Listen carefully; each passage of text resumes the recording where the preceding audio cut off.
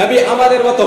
আমি তাদেরকে বলতে চাই, ভাই তুমি জীবনে মদ ছাড়তে পারলে না, ভাই তুমি জীবনে সুদ ছাড়তে পারলে না, জীবনে ঘুষ খাওয়া ছাড়তে পারলে না, জীবনে তুমি গাঞ্জা খাওয়া ছাড়তে পারলে না, জীবনে তুমি চুগলি করা ছাড়তে পারলে না, জীবনে তুমি নামাজ আদায় করলে না, জীবনে তুমি রোজা আদায় করলে না, জীবনে তুমি হজ করলে না সামর্থ্য থাকার পরেও, জীবনে তুমি যাকাত দান করলে না, তাহলে কিভাবে তুমি নবীকে নিজের নবী আমাদের মতো ছিলেন? আমি তাদেরকে আরো কয়েকটি বিষয় বলতে চাই। মুসলমান মুআজ্জাজ সামিন ইকরাম, তুমি নিজে পানিতে যদি থুথু ফেলে দাও তাহলে সেই পানিটা নাপাক হয়ে যায়।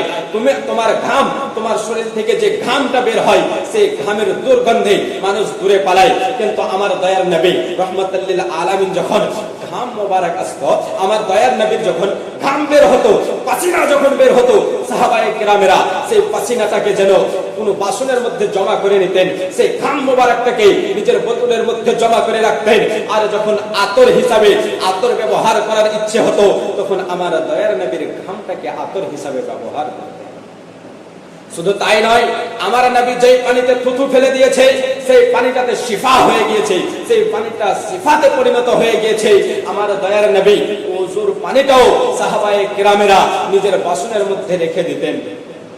মুসলমান মুআজ্জাজ সামিন ইকরাম, শুধু তাই নয়, হযরতে জিবরিল আমিন নিজেই বলেন, ইয়া রাসূলুল্লাহ, ইয়া হাবিবাল্লাহ, আমি আসমান জমিন, পশ্চিম পূরব উত্তর দক্ষিণ, আমি চতুর্থ, আমি পুরো দুনিয়াকে দেখলাম, আসমান জমিনও দেখলাম, কিন্তু আপনার মতো অতি সুন্দর, আপনার মতো নূরানি চেহারাওয়ালা, আপনার মতো খুবসুরত চেহারাওয়ালা, আপনার মতো কোন মানুষ আজ পর্যন্ত কোন মায়ের জন্ম দিয়েছে না দেবে?